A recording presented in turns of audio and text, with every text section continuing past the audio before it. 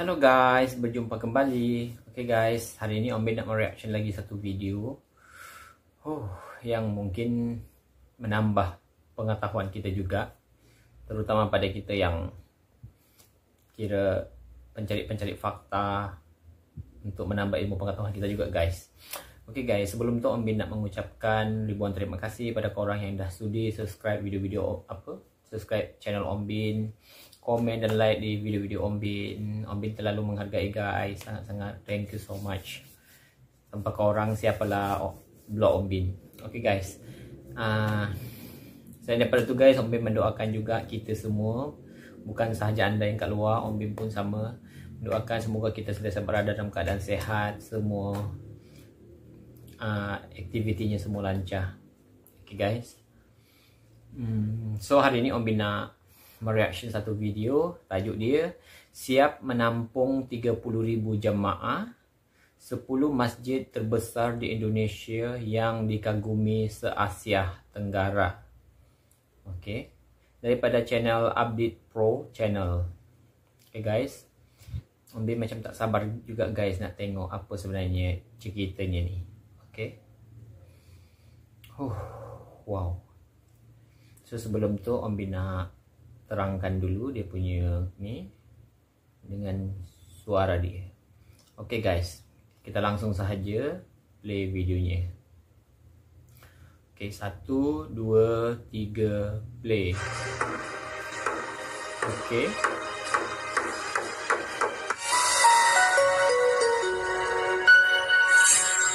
Update Pro guys.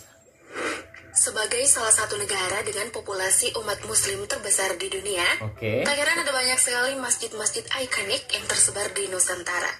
Tak hanya megah karena tampilan arsitekturnya, masjid-masjid di Indonesia juga memiliki ukuran yang sangat besar. Berikut 10 masjid termegah di Indonesia yang akan membuat siapapun yang melihatnya menghela nafas kagum. Awal-awal gak aku komen ada nafas dulu. Masjid Kubah Emas Dian Al-Mahri, Depok. Wow. Masjid Dian Al-Mahri yang berada di Jalan Raya Meruyu, Kecamatan Limo, Kabupaten Depok, Jawa Barat, dikenal dengan sebutan Masjid Kubah Emas. Masjid yang dibangun oleh almarhumah Haja Dian Juriyah Maimun Al-Rashid pada tahun 2006 ini memiliki luas kurang lebih 8.000 meter persegi dan dapat menampung jamaah sekitar 20.000 orang.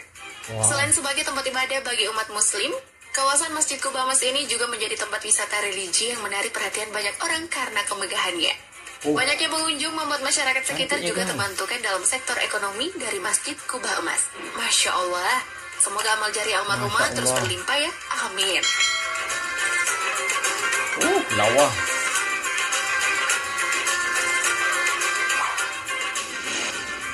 Masjid Al-Akbar Surabaya. Surabaya guys. Masjid Nasional Al-Akbar ialah masjid terbesar kedua di Indonesia yang berlokasi di kota Surabaya, Jawa Timur. Posisi masjid ini berada di wilayah Kelurahan Pagesangan, Kecamatan Jambangan, Surabaya, dan tepat di samping Jalan Tol Surabaya Gempol. Masjid Al-Akbar berdiri di atas lahan seluas 11,2 hektar dan mulai dibangun pada 4 Agustus 1995. Ditandai peletakan batu pertama oleh Wakil Presiden Tri Sutrisno. Pada 20 November 2000, masjid itu diresmikan Presiden Kiai Haji Abdul Rahman Wahid dan mampu menampung 30.000 jamaah. Masjid ini memiliki kubah besar dengan 4 kubah kecil dengan struktur seperti daun berwarna biru hijau.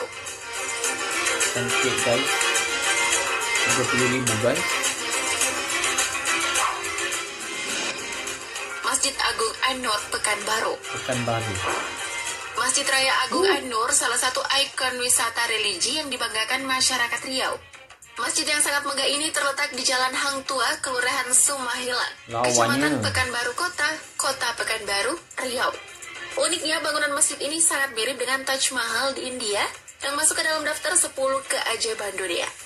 Selama bulan Ramadan, Masjid Agung An-Nur banyak dikunjungi masyarakat dari berbagai daerah. Pengunjung berwisata sambil beribadah. Masjid yang dibangun 2 tingkat ini terdapat beberapa fasilitas. Tingkat atas khusus untuk sholat, sedangkan di tingkat bawah ada tempat mengaji, tempat berkumpul pengunjung. Oke guys, dulu kan guys, sebenarnya Om Ben ingatkan Taj Mahal tuh guys, tempat orang sembahyang kat dalam tuh. Jadi pada tahun 2020, pada Februari lah, tepatnya Februari 2020, Om Bin berkesempatan lah guys melancong ke India, dan Om Bin tak lepaskan peluang untuk ke Taj Mahal. So guys, awalnya dalam yang masjid Taj Mahal tu kan, yang lawa tu, Om Bin ingatkan guys, dia tu boleh macam kita sembahyang ke apa bagai. Rupa-rupanya guys tak boleh guys, sebab dalam dia tu macam apa, macam kuburan Taj Mahal. Maknanya kubur Taj Mahal ada kat dalam tu, dan dalam tu gelap. Om Bin berkesempatan untuk masuk dalam dia.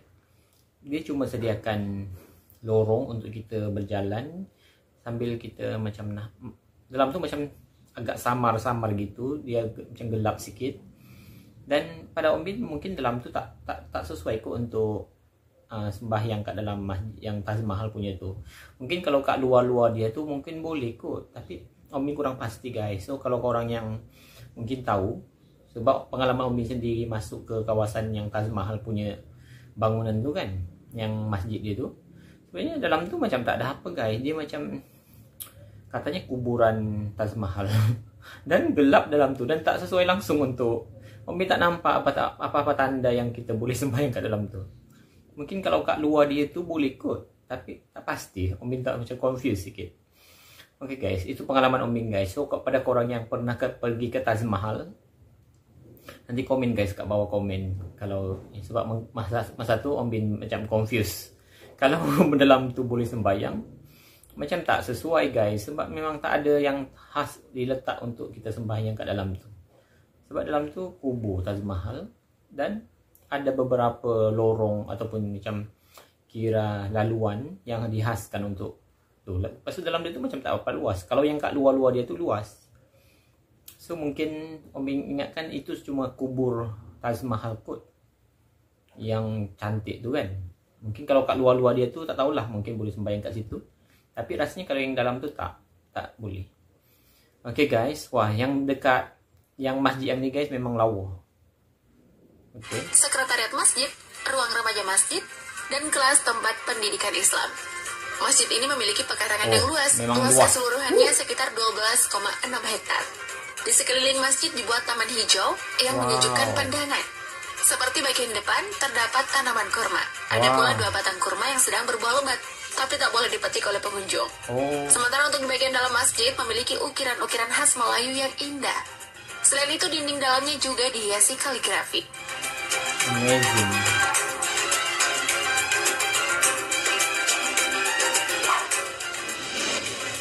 Masjid Islamic Center Samarinda. Samarinda guys. Saat memasuki kota Samarinda, Provinsi Kalimantan Timur, tepat saat melintasi jembatan Sungai Mahakam, perhatian akan terarah pada bangunan megah yang sangat indah. Bangunan tersebut adalah Masjid Islamic Center Samarinda. Posisinya yang sangat strategis di sisi Sungai Mahakam, dipadu dengan kemegahan bangunan berkubah besar dan menara yang menjulang tinggi, menjadikannya layak diberi predikat landmark kota penghasil batu bara tersebut. Cantik. Menurut pengelolanya, masjid ini merupakan yang termegah dan terbesar kedua di Asia Tenggara. Masjid megah ini bergaya arsitektur khas Turki dengan kombinasi unsur Eropa, Timur Tengah, dan Indonesia. Perpaduan aneka gaya arsitektur tersebut dapat dilihat dari kubah yang mengadopsi model kubah Masjid Hagia Sophia di Istanbul, Turki, dan penempatan gerbang-gerbang tinggi dan megah ala Eropa kuno. Adapun desain menara terinspirasi oleh menara Masjid Nabawi Madinah. Menaranya berjumlah 7 buah, 1 menara induk, dan 6 menara yang lebih kecil di bangunan masjid. Menara induk memiliki tinggi 99 meter, menyimbolkan jumlah Asmaul Husna. Adapun 6 menara lainnya merupakan simbolisasi rukun iman. Besarnya guys, masjid dia cantik, indah, sumpah. Masjid Istiqlal Jakarta. Alhamdulillah guys, Om Bin sempat berkunjung. Masjid Negara Republik Indonesia yang terletak di pusat ibu kota Jakarta ini merupakan masjid terbesar di Asia Tenggara. Pembangunan masjid ini diprakarsai oleh Presiden Republik Indonesia saat itu, Insinyur Soekarno, di mana pemasangan batu pertama sebagai tanda dimulainya pembangunan Masjid Istiqlal dilakukan oleh Insinyur Soekarno pada tanggal 24 Agustus 1951. Arsitek Masjid Istiqlal adalah Frederick Silaban, seorang Kristen Protestan. Maka tak heran jika masjid ini juga dianggap sebagai simbol toleransi antar agama karena lokasinya berseberangan dengan gereja katedral. Hebat guys, alhamdulillah guys, Om Bin berkesempatan ke Istiqlal. Masjid Raya Baitur Rahman Aceh. Oke, Aceh. Jika ada sebuah tempat yang harus Anda kunjungi saat berkunjung ke Banda Aceh, itu adalah Masjid Raya Baitur Rahman. Luar biasa. Inilah situs bersejarah yang telah ada sejak era kejayaan Kesultanan Aceh dan bertahan hingga saat ini. Masjid ini telah melalui berbagai hal, mulai dari tragedi pembakaran oleh kolonial Belanda tahun 1873 hingga hantaman tsunami di akhir 2004. Masjid Raya Baitur Rahman pertama kali dibangun di era Kesultanan Aceh. Bagian atap masjid ini dibuat sesuai dengan ciri khas masjid-masjid di Indonesia pada masa itu. Atap 5 bersusun 4. Terdapat 2 versi sejarah mengenai riwayat pembangunan masjid ini. Sebagian sumber menyebutkan masjid ini didirikan pada 1292 Masehi oleh Sultan Alauddin Johan Mahmud Sia. Sementara sumber yang lain menyebutkan masjid ini didirikan oleh Sultan Iskandar Muda pada 1612 Masehi. Saat gelombang tsunami setinggi 21 meter menghantam pesisir Banda Aceh pada 26 Desember 2004, masjid ini termasuk bangunan yang selamat, meskipun terjadi kerusakan di beberapa bagian masjid. Upaya renovasi pasca tsunami menelan dana sebesar 20 miliar rupiah. Dana tersebut berasal dari bantuan dunia internasional, antara lain Saudi Charity Campaign. Proses renovasi selesai pada 15 Januari 2008.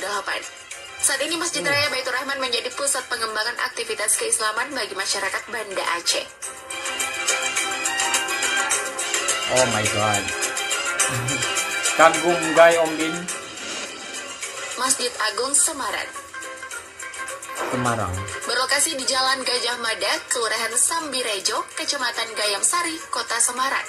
Masjid ini dibangun pada 6 September 2002 dan diresmikan oleh Presiden Susilo Bambang Yudhoyono pada 14 November 2006. Masjid Agung ini dibangun di lahan seluas 10 hektar dengan perpaduan gaya arsitektur Jawa dan Yunani. Gaya bangunan Jawa diwakili oleh desain Tanjung di bawah pilar utama. Sedangkan gaya Yunani tergambarkan dalam 25 pilar berwarna ungu di plaza utama. Masjid Agung ini juga dilengkapi dengan 6 payung hidrolik raksasa yang dapat terbuka dan tertutup otomatis.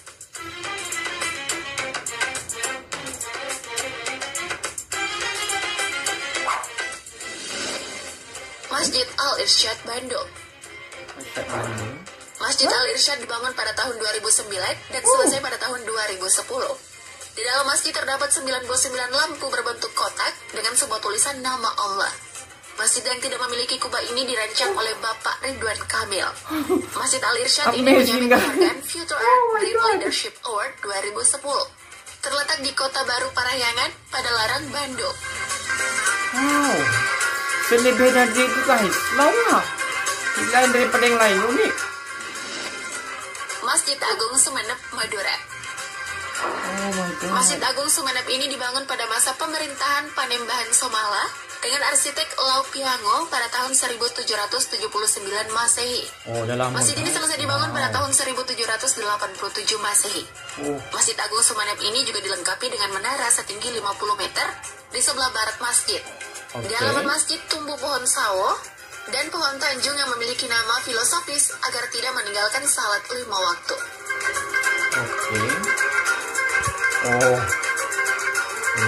Memang luar biasa seni bina dia.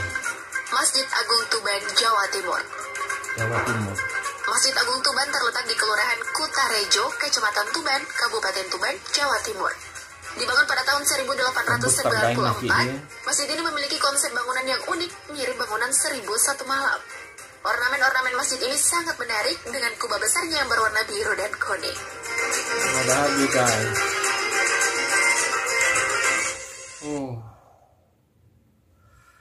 Sudah habis guys.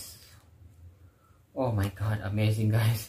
Sorry guys, Om Bin macam terharu guys tengok masjid-masjid, rumah-rumah Allah. Sorry. Wow, amazing, macam-macam guys bentuk seni bina dia. Sebenarnya guys, yang Om Bin sebelum ni pernah juga react video-video daripada banda-banda kota-kota di Indonesia. Dan yang Om Bin pernah react tu guys, banyak lagi guys masjid-masjid dia yang unik, yang memang luar biasa desain dia. Oh, yang ke-8 tadi, ke-9 tadi pun dah kira amazing guys, dia punya dia punya desain macam lain daripada yang lain desain dia. Tapi yang Om Bin ingat, yang masa Om Bin reaction Kota Padang guys. Dekat Kota Padang pun guys, masjid dia memang memang amazing dia punya masjid. Bentuk desain dia cantik. Wow. Oke guys, pada korang yang mungkin pernah ke ke Taj Mahal, nanti korang komen guys kat bawah. Sebenarnya masjid tu, sebab Umi macam confused sikit. Sebab bila yang time Umi pergi tu macam Umi confused. Ini sebenarnya boleh sembahyang kat sini ke ataupun tak? Sebab dalam tu yang Umi dipaham, sebab dia ada bila kita pergi Taj Mahal tu guys, kadang kita boleh ambil tourist guide kita ataupun tour guide kita ataupun kita pergi sendiri. Jadi kami ambil satu orang ni sebagai penterjemah, pencerita. Sebab dia kata budak tu, tak tahulah kalau dia menipu ke apa. Jadi kata budak tu, dia kata sebenarnya yang kat dalam tu tak boleh bersembahyang. Sebab dia kata yang Umi pun tengok kat situ betul-betul. Sebab katanya yang dekat dalam masjid tengah-tengah tu dia memang Taj Mahal punya kubur Taj Mahal. Jadi yang menyebelah dia tu, yang dalam ruangan tu, sebelah kubur tu, memang tak ada guys untuk yang khas untuk kita sembahyang. Sebab memang tak ada apa. Tapi tak tahulah pula yang kat bawah ke apa. Sebab mungkin Umi pergi yang ke atas kot. Cuma Umi tak jalan yang ke bawah. Sebab mungkin juga guys. Mungkin Umi baru ingat. Sebab Umi pergi yang atas sahaja. Sebab budak tu bawa yang ke atas sahaja. Sebab kebetulan masa tu terlalu ramai guys pelancong yang pergi sana. Jadi budak tu pun ambil keputusan untuk pergi yang atas sahaja, yang kubur Taj Mahal. Yalah Taj Mahal tu. Muntaz Mahal kot. Entah tak ingat dah guys. Dah lama sangat tak belajar sejarah zaman-zaman dulu. Oke guys, sampai di situ saja video Om Bin. Dan pada korang yang ada yang pernah berkesempatan pergi Taj Mahal guys, sila komen kat bawah guys. Sebagai info juga untuk Om Bin, sebab Om Bin pun tak berapa berjalan kat dalam Taj Mahal tu guys sangat. Oke, wow, amazing guys. Oke guys, itu sahaja video Om Bin untuk hari ini. Nanti kita sambung lagi guys. Oke, dah, thank you.